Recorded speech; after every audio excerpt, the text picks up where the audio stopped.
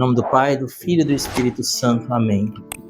Vinde, Espírito Santo, enchei os corações dos vossos fiéis e acendei neles o fogo do vosso amor. Enviai, Senhor, o vosso Espírito, tudo será criado e renovareis a face da terra. Oremos, ó Deus, que instruíste os corações vossos fiéis com a luz do Espírito Santo. Fazei que apreciemos retamente todas as coisas segundo o mesmo Espírito e gozemos sempre da sua consolação por Cristo Senhor nosso. Amém.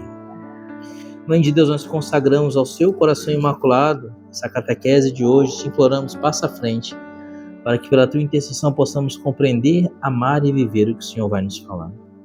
Ave Maria, cheia de graça, o Senhor é convosco, bendita sois vós entre as mulheres, bendito é o fruto do vosso ventre, Jesus.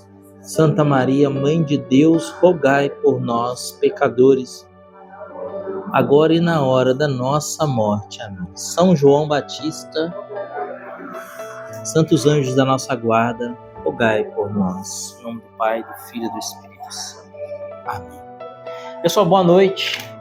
Mais uma vez, nossa catequese de hoje sobre o sacramento do batismo. Como eu falei, então, a gente vai fazer uma série de 3 catequeses especificamente sobre o sacramento do batismo, tendo em vista a proximidade do batismo de vocês, né? Vocês vão ser quatro dentre vocês serão batizados, então a gente precisa preparar bem para a recepção desse sacramento tão importante.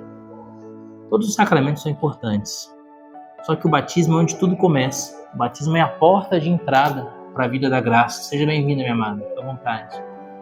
O batismo é a porta de entrada para a vida da graça. Através do batismo, nós nos tornamos filhos de Deus por adoção. E como diz São Paulo, se somos filhos, também somos herdeiros. Então, imagina você ser adotado por um pai multimilionário. Imagina a idade que você tem hoje, volta no tempo. Imagina se você, aos 5 anos de idade, fosse adotado por um pai multimilionário. Como que a sua vida seria hoje? Não seria o que foi, né? Ou o que é agora, né? Seria bem diferente, né? Se você fosse adotado por um pai multimilionário. Porque, além de filho, você tornar-se-ia herdeiro. Muito mais do que um multimilionário financeiramente falando, é Deus, que é o Senhor de todas as coisas visíveis e invisíveis, o Criador do céu e da terra, o Criador de tudo. Deus eterno e todo-poderoso. A primeira carta aos Coríntios, capítulo 2, versículo 9, São Paulo diz assim: coisas que os olhos nunca viram, coisas que os ouvidos nunca ouviram, coisas que o coração humano jamais imaginou, é o que Deus tem preparado para aqueles que os amam. Eu gosto de falar isso nas catequeses sobre o batismo, fazer essa meditação. Pensa você na felicidade plena, na felicidade completa. Você consegue pensar numa felicidade completa nesse mundo? Imagina se você tivesse todo o dinheiro, toda a saúde, tudo que você puder imaginar que é possível ter ou que é possível viver nesse mundo. Imagina isso. Você consegue se imaginar numa posição em que você seja completamente feliz nesse mundo, nesta vida? Consegue imaginar isso? É possível a felicidade completa nesse mundo? Imagine se você tivesse tudo que você sempre sonhou. No dia que você conquistasse tudo que você sonhou, por exemplo, financeiramente, você conquistou tudo que você sempre sonhou financeiramente. No outro dia, aquele patrimônio financeiro perderia o sentido. Você almejaria outra coisa superior àquela ainda. Imagine que você conseguisse se casar com aquela pessoa que você sempre sonhou se casar, foi apaixonado desde a infância, aí foi uma luta para convencer a namorar, e conseguiu namorar, aí aquele namoro que a família não apoiava, uma dificuldade, aí depois de muito sofrimento vocês conseguiram se casar. E vocês são extremamente felizes, é um marido maravilhoso, a esposa maravilhosa, mas vai morrer. Sabia que morre? Morre. No casamento a mulher diz, até que a morte o separe. Então vai morrer. E quando ele morrer? Você entendeu que a felicidade nesse mundo é efêmera, é fugaz, é um brevíssimo segundo, é um cisco, um piscar de olho, é um estalar de dedos? Claro, pode pôr no chão. De tal forma que é a gente não consegue imaginar uma situação na qual nós sejamos completa e totalmente felizes nesse mundo. E é por isso que São Paulo vai dizer, coisas que os olhos nunca viram, coisas que os ouvidos nunca ouviram, coisas que o coração humano jamais imaginou, é o que Deus tem preparado para aqueles que o amam. Os olhos nunca viram, por mais que você tenha visto coisas lindas, coisas, ainda mais aqui em Caraguá, né? Vocês vão ali e veem coisas bonitas, né? Ah, cara, mar, né, filho? Não é bonito? Você já acostumou, né? É que eu sou de Taubaté, né? Pra mim é bonito, né? Vai lá pra você ver a Gurilândia lá, como é que é. Água quente, vai lá ver água quente. Ó, a Castoleira lá em Pinda. Aqui é bonito. Por mais que você tenha visto coisas bonitas do que, por exemplo, o Caraguá é feio, né? Mas as cataratas do Iguaçu lá no Paraná. É bonito, né? Mas que você tenha visto coisas lindas, nada se compara à beleza do céu. Coisas que os olhos nunca viram, coisas que os ouvidos nunca ouviram, coisas que o coração humano jamais imaginou.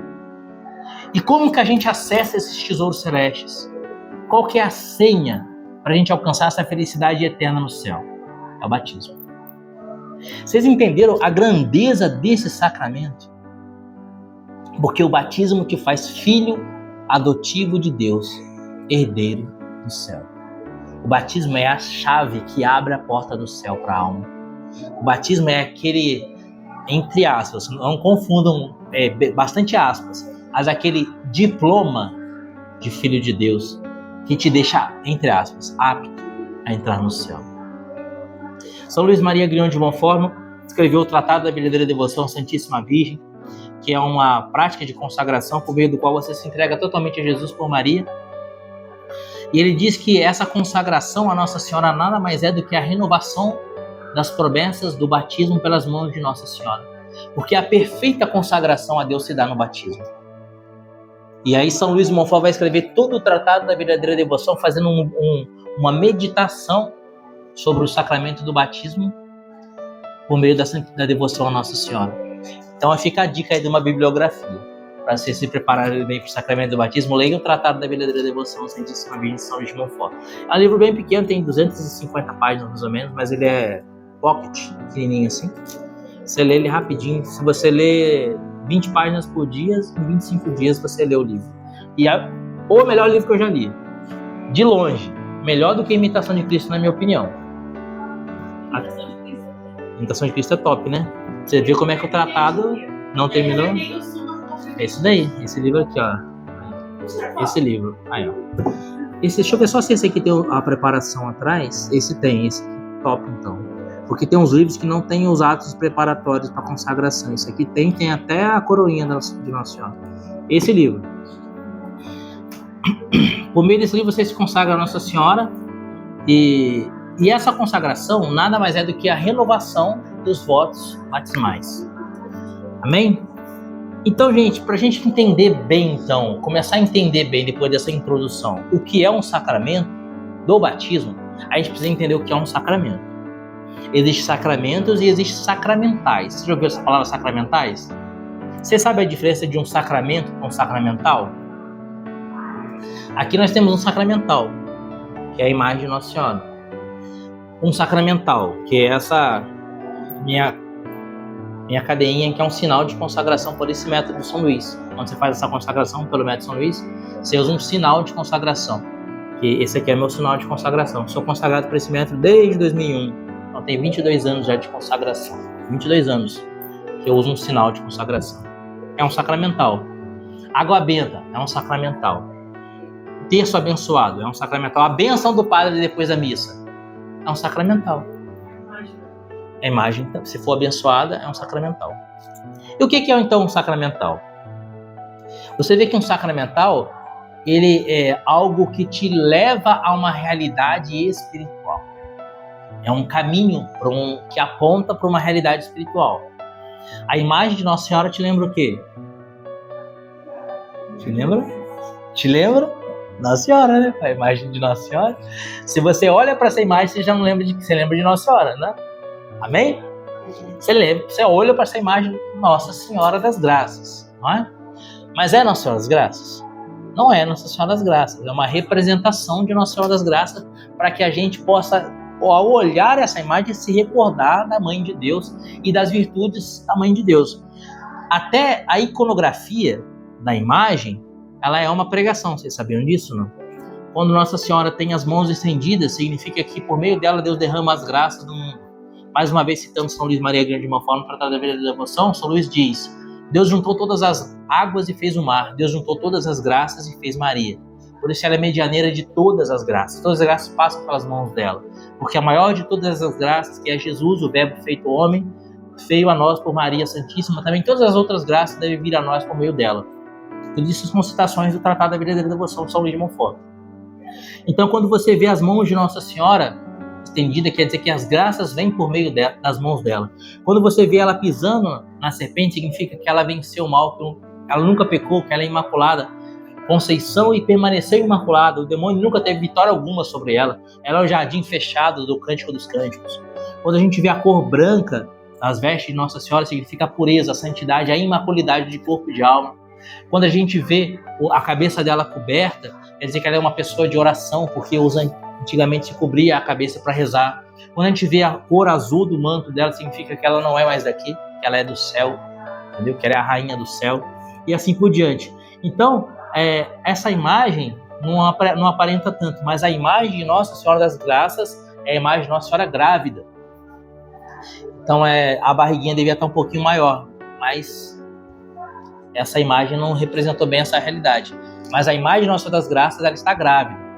E tá vendo esse laço aqui na altura da cintura? Representa duas coisas, representa castidade e maternidade, que as mulheres grávidas usavam laço na barriga. Então, representa que ela está grávida e representa também a castidade. Então, que ela é toda pura, toda casta, e que é virgem e mãe.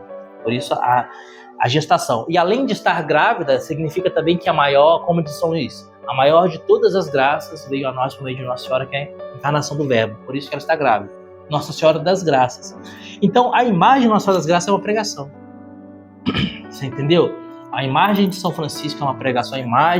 A imagem dos santos, ela tem uma pregação na própria representação da imagem, que muitas vezes remete à vida da pessoa, o testemunho da pessoa, as virtudes da pessoa. Então, a imagem é uma pregação, é um sacramental. É algo que por si só a imagem santifica, por si só. Lá em casa, eu tenho um montão de imagem. Tem São Francisco, Santo Antônio, São Luís de Montfort, Nossa Senhora. Eu tenho mais vários de Nossa Senhora, Nossa Senhora Aparecida, Nossa Senhora de Fátima, um montão. Se a imagem fosse... Oi? Que eu tenho mais devoção? Nossa Senhora de Fátima. Eu tenho mais devoção. É porque eu fui batizado na igreja de Nossa Senhora de Fátima, né? Batizado. Então eu tenho grande devoção por Nossa Senhora de Fátima. Mas, se fosse só a presença da imagem de santificar, eu já seria santo. Eu sou um tremendo pecador. Mas tem um montão de imagem na minha casa, por que eu não sou santo? Porque a imagem é um sacramental. Ela te apresenta uma realidade, mas você precisa aderir a essa realidade para que essa realidade, de fato, se torne vida na sua vida. Então, o sacramental é um sinal, que para que ele traga, para que ele, entre aspas, mais uma vez, gere um efeito na sua vida, você precisa de fé naquele sacramental. Por exemplo, o que representa a cor branca na roupa de Nossa Senhora? Representa que ela é casta, pura. O que significa ela pisando na serpente? Significa que o demônio nunca entrou na alma dela, que ela sempre venceu o demônio. Mas você precisa acreditar nisso. Você precisa aderir pela fé, é a fé católica. Essa cadeinha, sinal de consagração, é um sacramental.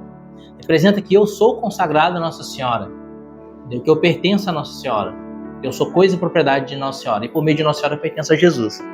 Cada vez que eu olho para esse sacramental, ele me lembra que eu sou consagrado a Nossa Senhora. É um sacramental, é uma lembrança. Mas não adianta eu usar essa cadeinha e não viver a minha consagração. Usar a cadeinha e viver como se não fosse consagrado, viver em estado de pecado mortal, por exemplo. O que adianta? Vai com cadeinha para o inferno com cadeinha em tudo. Não adianta eu ter uma imagem de Nossa Senhora das Graças na minha casa, se eu vivo em estado de pecado mortal. Eu vou para o inferno e a imagem continua lá. Você entendeu? Então o sacramental é um sinal, é como se fosse, mais uma vez eu faço aspas aqui, é como se fosse uma pregação. Por exemplo, água benta. Água benta é um sacramental. Ela te lembra o quê? O seu batismo. Então, quando você é aspergido por água benta, você lembra dos seus votos batismais. Mais pra frente a gente vai falar sobre os votos batismais. Você se lembra dos seus votos batismais. É um sacramental, é uma lembrança do seu batismo. O que a água te lembra? A água te lembra de pureza, de purificação, de lavar, não é? Então a água benta, ela te lembra que você precisa ser purificado dos seus pecados. Levando a Santa Missa, em algumas missas, os padres fazem isso. Não é obrigatório, facultativo. Durante o ato penitencial, o padre asperge a Assembleia com água benta. Já viram o padre fazer isso? O que significa esse aspergir a Assembleia com água benta durante o ato penitencial? Para nós nos lembrarmos que nós precisamos ser lavados dos nossos pecados, como nós fomos lavados dos nossos pecados um dia no batismo. Então, a água benta representa, é um sinal, é um símbolo, é um sacramental. Então, os sacramentais são sinais, são símbolos, são, entre aspas, pregações que, se a gente adere pela fé, eles podem nos transformar e nos santificar. Mas é necessário a nossa adesão pela fé. Os sacramentos não. Eu não preciso ter fé para o sacramento acontecer. Você sabia disso? Não preciso ter fé para o sacramento acontecer. Ele acontece independente da minha fé. Vocês lembram da história do milagre de Lanciano que eu contei no Corpus Christi? Quem se lembra? Lembra? Você lembra como que aconteceu o milagre? Mas por que aconteceu o milagre? Você lembra do que eu contei, né? Alguém se lembra por que aconteceu o milagre? Porque o padre não acreditava. O padre não acreditava no milagre, no sacramento da Eucaristia. Você vê que o sacramento não depende da fé? Mesmo ele não acreditando, o milagre aconteceu. A hóstia se tornou carne. Ou seja, em cada missa que ele celebrava, sempre ocorria o sacramento, independente da fé do agente. Entendeu? Então aí é a primeira diferença de sacramento e sacramental. Minha garganta está horrível. O sacramento independe da fé do agente. O sacramento, ele opera de maneira eficaz no tempo e na história, independente da fé do agente. Basta que tenha a matéria do sacramento e o rito estabelecido pela igreja. Por exemplo, Eucaristia, sacramento da Eucaristia. Qual é o rito? Padre tem que ter a matéria, pão e vinho. O padre pode celebrar a Eucaristia com biscoito creme cracker? É pão e vinho. O padre pode celebrar a Eucaristia com suco de uva? Suco de uva não tem álcool, tem que ter álcool, porque se não tiver álcool não é vinho, é suco de uva. Então é pão e vinho. Tem que ter a matéria e tem que ter o rito. O padre impõe as mãos e diz: enviai, Senhor, o teu Espírito para que essas oferendas se transformem no corpo e sangue de Jesus Cristo, nosso Senhor. Na última ceia, Jesus tomou o pão em suas mãos, deu graças e distribuiu aos seus discípulos, dizendo: tomai todos e comei, isso é o meu corpo, que será entregue por vós. E levanta a espécie do pão. Isso é o rito. Tem que ter a matéria e o rito. Se o padre não cumpre o rito, não acontece o sacramento. Entendeu? Mesmo que ele tenha fé. Mesmo que ele acredite que vai acontecer o sacramento. Se ele não impõe as mãos e não fala as palavras que Jesus falou na Santa Ceia, Mateus capítulo 26, versículo 26, o sacramento não vai acontecer. Tem que ter o rito e tem que ter a matéria. Batismo, que é o nosso tempo. Tem que ter a matéria. Qual é a matéria do batismo? Água. Tem que ter água. Posso batizar a criança com H2O? Pode, tem que ser água. Não dá para ser refrigerante. Entendeu? Tem que ser água. Tem que ser água. E tem que ter o rito. Qual é o rito? Eu te batizo em nome do Pai, em nome do Filho e em nome do Espírito Santo. Tem que ser por imersão? Não. Tem que ter água, pode ser por imersão ou por ablução, mas tem que ser água. E tem que ter as palavras: eu te batizo em nome do Pai, do Filho e do Espírito Santo. Por exemplo, tem igrejas evangélicas que o batismo deles não são aceitos pela Igreja Católica. Por quê? Porque não é batizado em nome do Pai, do Filho e do Espírito Santo. Entendeu? Os Testemunhos de Jeová, por exemplo, não acreditam que Jesus é Deus. Então eles não acreditam na Santíssima Trindade. Logo, eles não batizam em nome do Pai, do Filho e do Espírito Santo. Portanto, se você é batizado na igreja presbiteriana, foi batizado em nome do Pai, do Filho e do Espírito Santo, seu batismo é válido. Se você foi batizado, por exemplo, na Testemunha de Jeová, foi batizado só em nome de Jeová, não, o seu batismo não é válido. Tem que ser em nome do Pai, do Filho e do Espírito Santo. Por quê? A matéria e o rito. O rito, as palavras e a ablução e a água, ou seja, por ablução ou por imersão.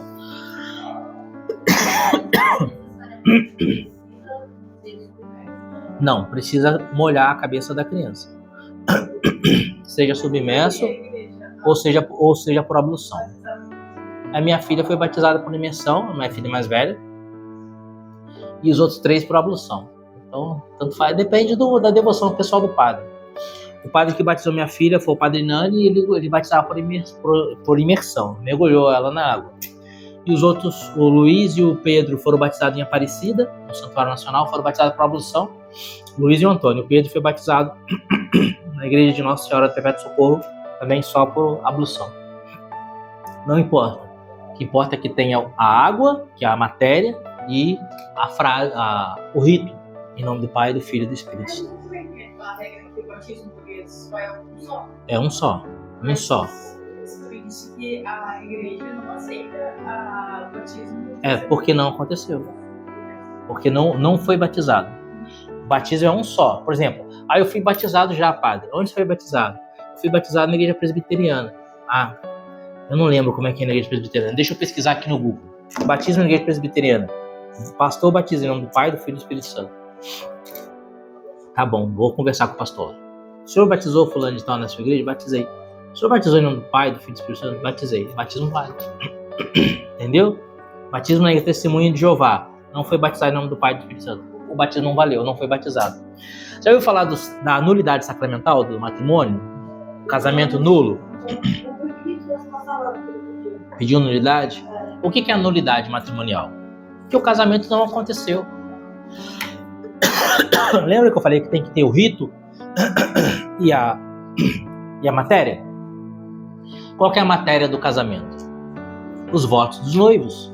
Então eu prometo para minha noiva, eu prometo ser fiel na saúde e na doença, até que a morte separe. Só que eu tenho uma amante. Eu menti para ela. Eu não estou sendo fiel e não pretendo ser fiel. Eu tenho uma amante e pretendo continuar tendo uma amante. O casamento não aconteceu. Entendeu? Porque eu menti para ela. Entendeu? Outro exemplo de nulidade matrimonial. Os jovens, 2 adolescentes, antecipam a hora e a menina fica grávida. E o pai da menina fala assim, vocês vão ter que casar. São obrigados a casar. E aí eles casam. Aí o padre fala assim, é por livre e espontânea vontade que você recebe a fulaninha, a Aline, por exemplo. A Aline, como sua legítima esposa? Sim. O que o padre perguntou? É por legítima e espontânea vontade que você recebe a menina por sua esposa? E o rapaz disse sim. Mas o pai da menina estava com um revólver na mão ali atrás. Aí. Você entendeu? Então foi por legítima e espontânea vontade ou foi por causa do revólver do sogro? Né? Então, ou você casa ou o revólver do sogro vai ser usado. Então, você viu? Você entendeu? Então, assim, não houve o rito. O rito é por livre e espontânea vontade. O casamento nunca aconteceu. Outra coisa que dá nulidade matrimonial. Se casa por livre e espontânea vontade, cumpre o rito, tudo certinho. Chega na noite de núpcias, aí o rapaz fala pra mulher assim, a gente casou, mas na verdade eu sou homossexual, eu casei só pra minha família não ficar me atormentando. Então a gente vai viver como irmãos, que eu sou homossexual. O casamento é nulo. Por que o casamento é nulo? Porque o casamento se confirma na noite de núpcias, entendeu? O casamento se confirma na união de corpos. Se a pessoa diz que é gay, ou nem fala que é gay, mas é gay ou não é gay, sei lá, mas não quer ter a união de corpos, não quer ter relação sexual, entendeu? O casamento é nulo. Não, mas o rapaz era apaixonado pela menina, só que ele tem nojo de relação sexual, então ele não quer, ou vice-versa. A menina é apaixonada pelo rapazinho, mas ela tem nojo de relação sexual e não quer. O casamento é nulo. Ou ela passa a querer mais pra frente, e aí você pode conversar, fazer um tratamento psicológico, às vezes é um trauma, às vezes a menina foi estuprada quando é criança, e agora ela é apaixonada pelo rapaz, mas ela não quer ter relação sexual porque ela tem trauma de ter sido violentada na infância. Então, assim, é possível que esse casamento seja válido, porque é possível que essa união se consume, né? Mas aí a menina fala, não vou ter relação sexual de jeito nenhum.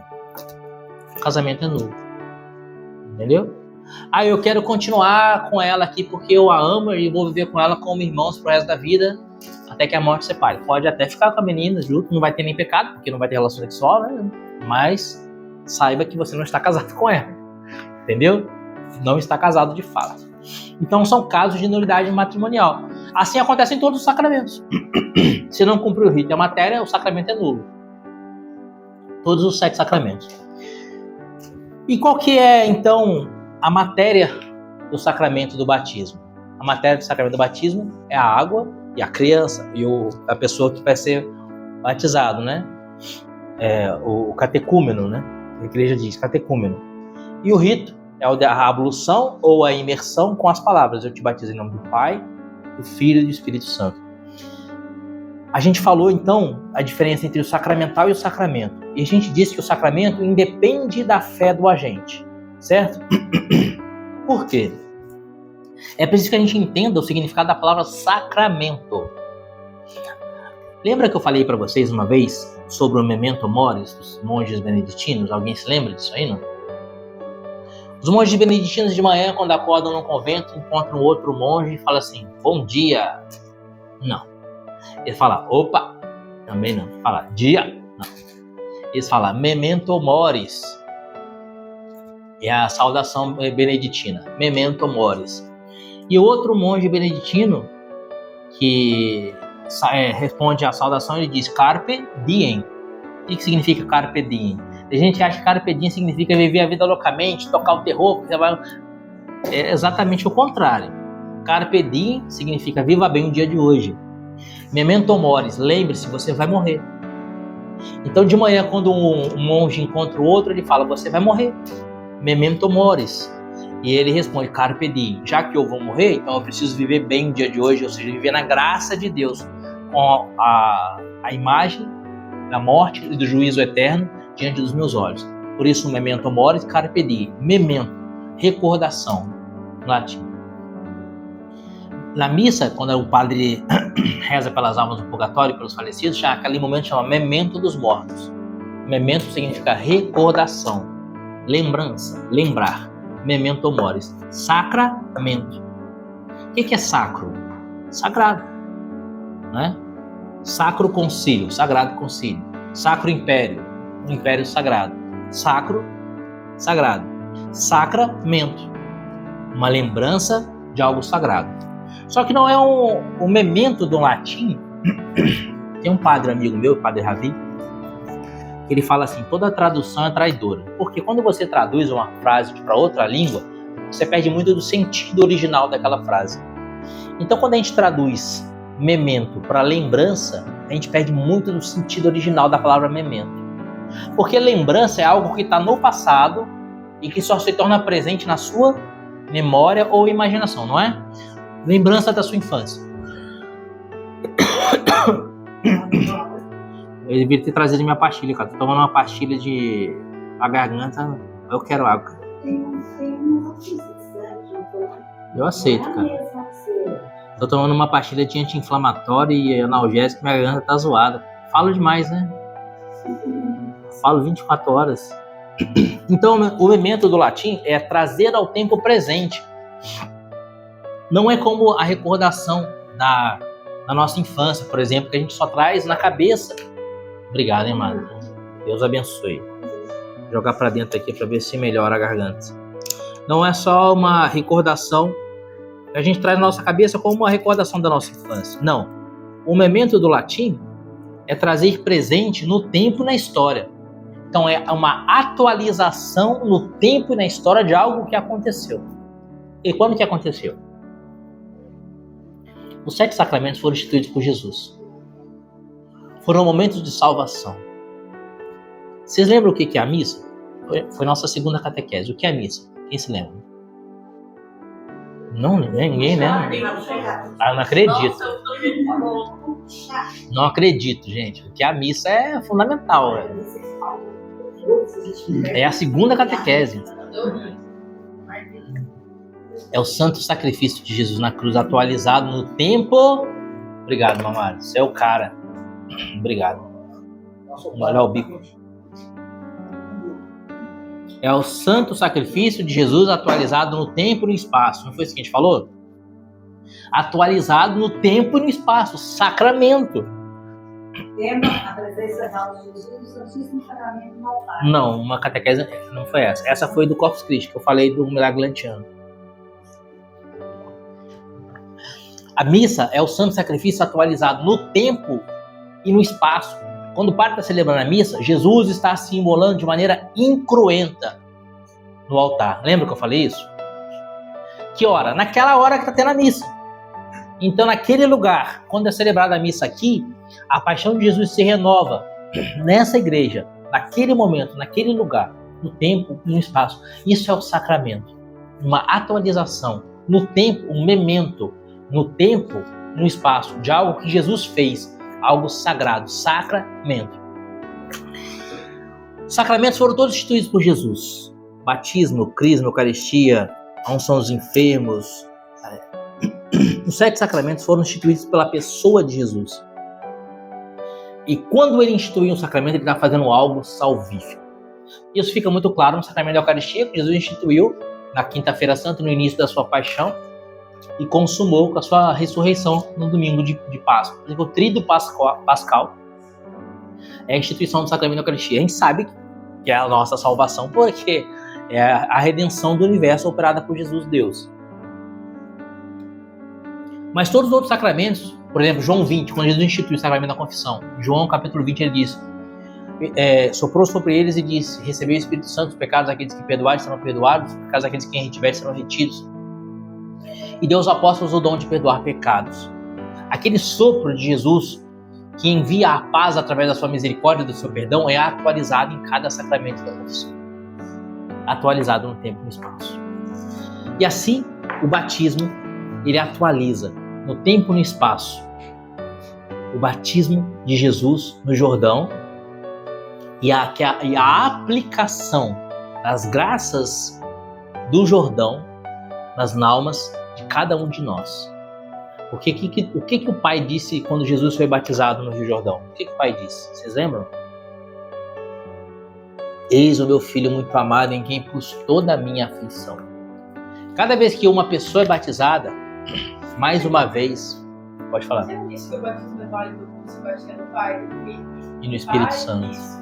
Então, como isso foi batizado? Jesus foi batizado, digamos assim, entre aspas, porque Jesus foi batizado como um símbolo. A gente é batizado de fato, porque Jesus, ele é o Filho de Deus. Nós não somos o Filho de Deus por fato, somos Filho de Deus por adoção.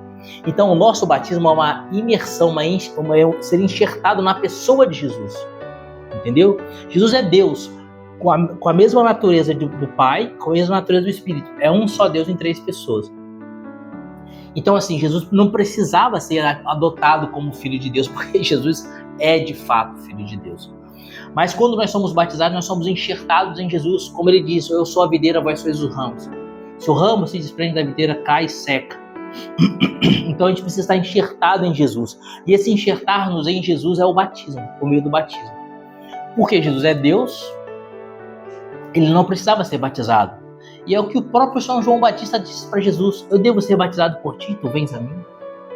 Jesus diz: importa agora cumprirmos a justiça completa. Então Jesus fala para João Batista, quando ele diz: importa agora cumprirmos a justiça completa, é como se Jesus dissesse para São João Batista: é claro que eu não preciso ser batizado por ti, é você que tem que ser batizado por mim, porque eu sou Deus e você é o meu servo, claro. Só que, ao me batizar, João, você estará inaugurando no tempo e no espaço, até a minha segunda vinda, um sacramento, um algo sagrado. E aquela frase do Pai, que vai ser dita sobre a mente de Jesus, sobre a cabeça de Jesus, quando ele é batizado, vem o Espírito Santo e o Pai se revela. Então, por isso, o nome do Pai, do Filho e do Espírito Santo, a Trindade se revela no batismo de Jesus. Jesus é batizado por João, quando ele sai das águas, o Espírito Santo aparece com um ato de pomba e o Pai diz: eis o meu Filho muito amado, no qual eu ponho toda a minha afeição. Essa frase do Pai se repete em cada criança, em cada pessoa que é batizada. Quando a pessoa é batizada, ela se torna por adoção filho de Deus, e mais uma vez o Pai diz: eis o meu Filho muito amado, em quem eu pus toda a minha afeição. Por isso é um sacramento. Renova no tempo e no espaço, renova agora, traz presente agora a frase do Pai. A adoção, a filiação do Pai. Jesus é o Filho por excelência, mas no batismo, a frase do Pai também se repete sobre mim, sobre você e sobre cada batizado. Eis o meu Filho muito amado, eis minha filha muito amada, em quem eu pus toda a minha afeição. O Pai é todo amor por você. O Pai é todo amor por você. O Pai é todo amor por cada um de nós. Toda a afeição do Pai é por você, singularmente. Mas como assim? O Pai me ama com toda a sua afeição singularmente. Então ele me ama com toda a afeição singularmente. Como é que ele pode ao mesmo tempo me amar com toda a afeição singularmente e amar a Dona Miriam com toda a afeição singularmente? O amor de Deus se divide? O amor de Deus é como um copo de água. Aqui deve ter 200 ml de água? E aqui tem quantos ml de água? 200 ml de água, só que está em 2 copos. 200 ml de água. 200 ml de água, 200 ml de água, 200 ml de água. Então o amor de Deus é sempre 200 ml. Entendeu? E preenche sempre por completo. Nunca. Porque sempre tem favorito. Não, assim, foi um exemplo, né? Ó, o seu é esse, tá? O seu é esse. O amor de Deus é sempre total, não acaba, não diminui, porque é infinito, entendeu? Diferente de canetas. Eu tenho aqui 2 canetas, 3 canetas. Se eu der uma caneta, eu fico com 2 canetas. Se eu der uma caneta, eu fico com 1 caneta. Se eu der, eu fico sem caneta. O amor de Deus não se divide, é indivisível. Ele está por completo e ao mesmo tempo ele é completo, porque ele é divino. Entendemos o que é o sacramento, que é uma ação no tempo e no espaço de Deus, uma ação salvífica no tempo e no espaço, e que ela traz presente algo que Jesus fez na sua história durante os seus 33 anos de vida. Jesus fez na terra, ela torna presente para nos salvar, para nos santificar. Então o sacramento é um meio de salvação ordinário. Quem que diz isso? O sacramento é um meio de salvação ordinário? É o próprio Jesus. Marcos capítulo 16, versículo 16. Vou pegar aqui Marcos 15, 16. Jesus diz assim, ó: ide por todo o mundo e pregar o evangelho a toda criatura. Quem crer e for batizado será salvo, mas quem não crer será condenado. Então Jesus mostra aqui que é necessário o batismo para que a pessoa seja salva. Ou seja, a estrada de salvação ordinária que Jesus nos dá são os 7 sacramentos. São os meios ordinários de salvação. São os meios ordinários que Jesus usou para estabelecer no tempo, no espaço, algo salvífico que ele fez quando ele caminhava sobre a terra. É possível que a pessoa vá para o céu sem ser batizado? Por exemplo, um bebê que morreu por um aborto espontâneo antes do nascimento não foi batizado. Um adulto que nunca conheceu Jesus, mas viveu retamente, morreu e não foi batizado. Durante muito tempo, muitos teólogos acharam que era impossível a pessoa entrar no céu sem ser batizada. Eles entendiam que se a pessoa morria sem o batismo, ela não podia ver a face de Deus. E ela ia para um lugar apartado, que eles chamavam de limbo. Até hoje, tem muitos teólogos que pensam dessa forma. Eu já penso que Deus tem os seus meios ordinários, mas também Deus tem os seus meios extraordinários. Você entendeu, não? Então Deus pode salvar um bebê que morreu sem ser batizado, porque Ele é Deus e tem os seus meios extraordinários. O que nós não podemos é contar com os meios extraordinários de Deus. Por exemplo, perdão dos pecados. A gente pode ser perdoado dos pecados pela confissão, chegar diante do Padre e fazer uma boa confissão, ou a gente pode ser perdoado diante dos pecados, diante da morte, com uma contrição perfeita. Um arrependimento perfeito, uma dor perfeita de ter pecado. Não por causa da consequência do meu pecado, mas por ter ofendido a Deus, por amor a Deus.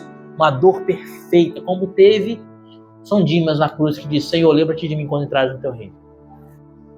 Só que quem garante que eu vou ter uma contrição perfeita? Posso tomar um tiro e morrer sem saber que morri. Puf, morri. Ou ser atropelado por um caminhão, vou ter tempo de ter uma contrição perfeita? Aí eu falo, mas eu não vou me confessar. Quando eu estiver na beira da morte, eu tenho uma contrição perfeita.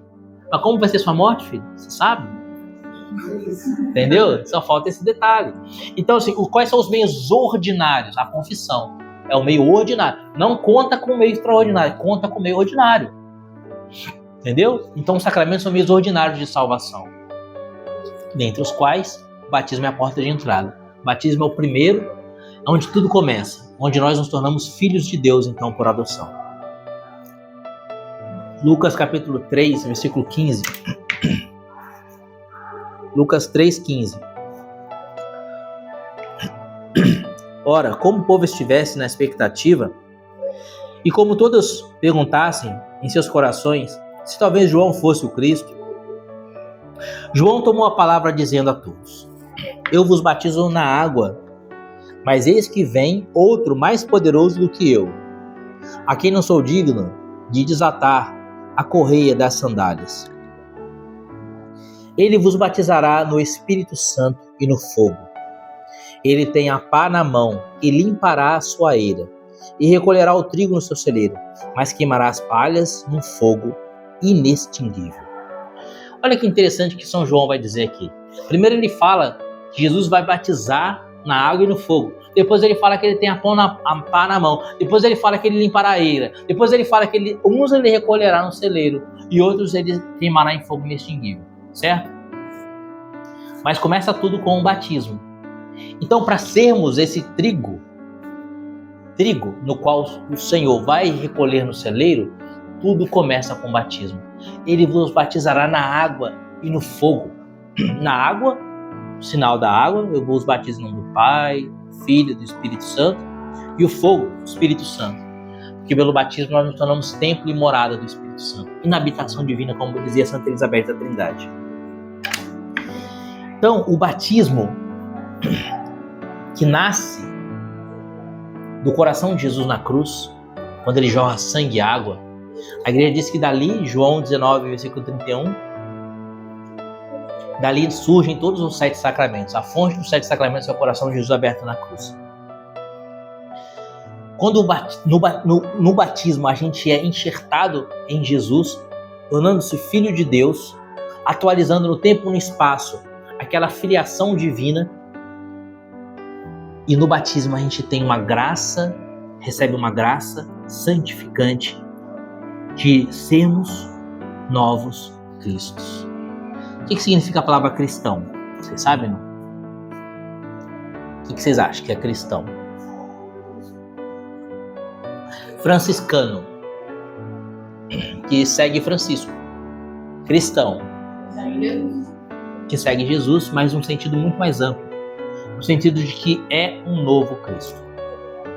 Como dizia São Paulo, né? Já não sou eu que vivo, mas é Cristo que vive em mim. O batismo te dá a graça de ser um novo Cristo. Mateus capítulo 5, Jesus vai dizer: vós sois a sal da terra, vós sois a luz do mundo. É o batismo que te dá essa graça de ser sal da terra, de ser luz do mundo. O batismo te dá a graça de ser santo. Te dá a graça de lutar pela santidade. Te dá a graça de caminhar na presença de Deus. De ser santo como Jesus é santo.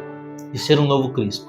Porque agora, como Jesus, o Santo dos Santos, você também é filho de Deus. Esse filho, herdeiro.